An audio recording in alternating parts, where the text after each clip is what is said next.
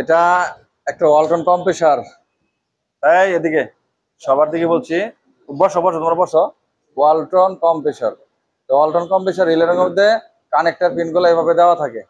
Common, body, আর্থ, running এবং শেষেরটা starting. ওপরেরটা কি থাকে? কমন ওভারলোডে, মাঝখানেরটা রানিং পিনে থাকে, শেষেরটা কি স্টার্টিং পিনে থাকে। আর কম্প্রেসার যেহেতু এখানে ওপরে কমন, তাহলে রানিং স্টার্টিং কোন দুটো হতে পারে? তা আমরা জানি ফ্রিজের কম্প্রেসারে সবসময় কি ডান পাশেরটা রানিং থাকে, বাম পাশেরটা স্টার্টিং থাকে।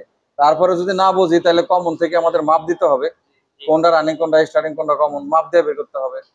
তো এখন প্র্যাকটিক্যালটা করানো হয়েছে এবং শেখানো হয়েছে। এখন আমি পরীক্ষা নেব যে এই রিলেটা দ্বারা এই কম্প্রেসারটা সুষ্ঠুভাবে লাগা চালাইতে হবে এবং বলতে হবে কোনটা কি অ্যাম্পিয়ার মাপা থেকে। তো আমরা শুরু করি এখনই। আপনি এটা লাগাই নেন, মাইক্রোফোনটা লাগাই নেন, আপনারা কাজটা করবেন এবং আমাদেরকে বোঝাবেন, মানে তাদেরকে আমাদের বোঝাবেন। বসেই করেন, অসুবিধা নেই।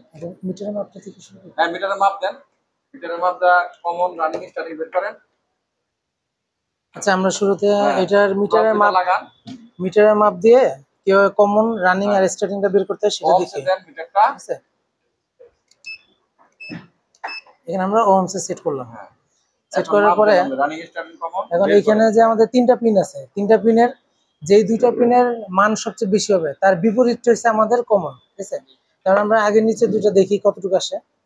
নিচের দুইটাতে আসছিল আমাদের 54, তার মানে এই 54 এটা হচ্ছে সবচেয়ে বেশি মান, তার মানে উপরেরটা হচ্ছে আমাদের কমন। ঠিক আছে, এন্ড কমনের সাথে আমাদের যেটার মান কম হবে সেটা হচ্ছে রানিং, আর যেটার মান বেশি হবে সেটা হচ্ছে স্টার্টিং। তাহলে এই যে কমন ধরলাম, কমনের সাথে আমরা বাম দিকের পিনটা দেখি, পিনে আসছিল 28.27.7। ঠিক আছে, আর কমনের সাথে ডান দিকে আসছে হলো 28 বলা ছিল আর কি। হ্যাঁ, ওই আপনার বাম দিকে আছে 28 আর ডান দিকে আছে 27। তার মানে ডান দিকের এটা হচ্ছিল আমাদের রানিং বের হয়ে গেল, বাম দিকেটা আমাদের স্টার্টিং বের হয়ে গেল। তাহলে মিটারে আমরা মাপার পরে দেখলাম, পাইলাম যে আমাদের কোনটা রানিং, কমন আর স্টার্টিং। এখন এইখানে হয়েছিল যেমন স্যার আমাদেরকে ফার্স্টে দেখালো যে আমাদের ওভারলোডের লাইনটা হচ্ছিল এইটা আসছে। ঠিক আছে, আর আমাদের কমন আমাদের ফেজ একটা লাইন সবসময় কমনে যায়, তো আমরা কমন একটা লাইন দিয়ে দিই, একটা লাইন আমরা কমনের সাথে দিয়ে দিলাম। ঠিক আছে, আরেকটা লাইন কই যায় আমাদের রানিং এর সাথে যায়, আরেকটা লাইন আমরা যে রানিং এর সাথে দিয়ে দিলাম। ঠিক আছে, এখন আমাদের সাথে যেহেতু এখানে ক্যাপাসিটর ইউজ করতে হবে, ক্যাপাসিটরের একটা লাইন যায় আমাদের রানিং এ, একটা যায় আমাদের স্টার্টিং এ। তো আমরা এখানে এই যে রানিং এ একটা নব লাগাই দিলাম। হ্যাঁ, আরেকটা চলে গেল আমাদের এই যে স্টার্টিং এ একটা লাইন চলে গেল। তা আমাদের মোটামুটি এখানে ইলেকট্রিকের লাইন মানে অ্যাসেম্বলি করা হয়েছে। তো এটা এখন আমরা লাগাই। এখানে এই যে তিনটা পিনের যে নিচের এই দুইটা পিন কিন্তু সমান, যেমন এই দুইটা পিন যাবে running are starting, R automatically কমনটা কমনে চলে যাবে। তো আমরা এটা এখন রানিং স্টার্টিং কমন লাগাই দিই। এখানে দুইটা ধইরা এই যে আমাদের এটা সুন্দর ঠিক মতো সেট হয়ে গেল। হ্যাঁ, এখন আমরা তাহলে কম্প্রেসারটা তাহলে চালু দিয়ে দেখতে পাই যে আমাদের কম্প্রেসারটা ঠিক মতো চালু হয়ে গেল। তাহলে এখন আমরা এটা লাইন দিয়ে দিতেছি। হ্যাঁ,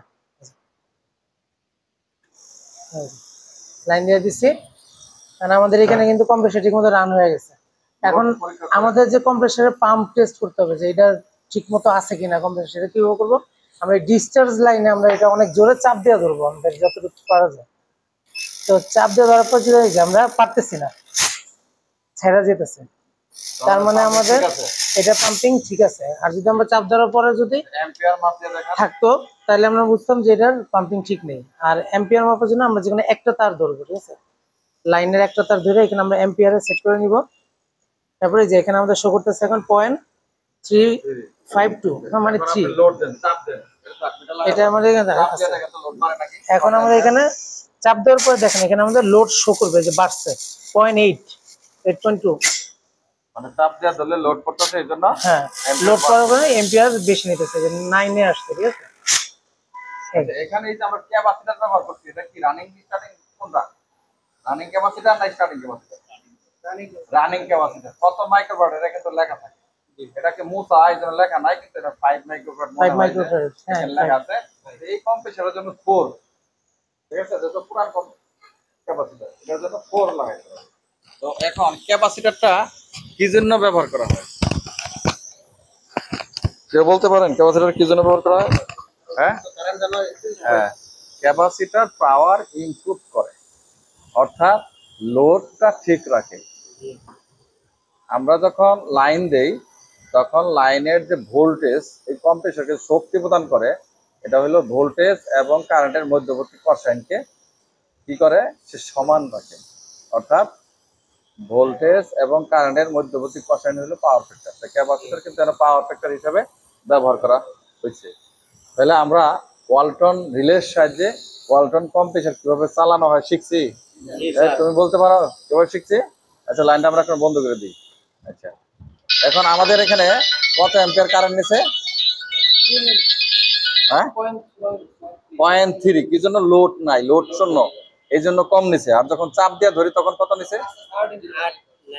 8-9, মানে 1 অ্যাম্পিয়ার দেবে। যখন ফ্রিজে লাগাবো তখন কত নেবে? তখন এই যে স্টিকারে যেটা লেখা আছে, এই স্টিকারে যেটা লেখা আছে সে পরিমাণ কিন্তু গ্রহণ করবে। তো ঠিক আমাদের এক পর্বর কিন্তু আজকে মোটামুটি প্র্যাকটিক্যাল ভাইবা হয়ে গেছে, একজন করছেন। এখন আমরা দ্বিতীয় পর্বে আরেকটা কম্প্রেসর দিয়ে, 3টা কম্প্রেসর রাখা আছে, আমরা এখন 3টা দিয়ে কিন্তু 3টা গ্রুপে আমরা প্র্যাকটিক্যাল পরীক্ষাটা সমাপ্ত করবো। ঠিক আছে, তাহলে এটা আপাতত এ পর্যন্তই। আমরা এখন দ্বিতীয় ধাপে চলে যাব।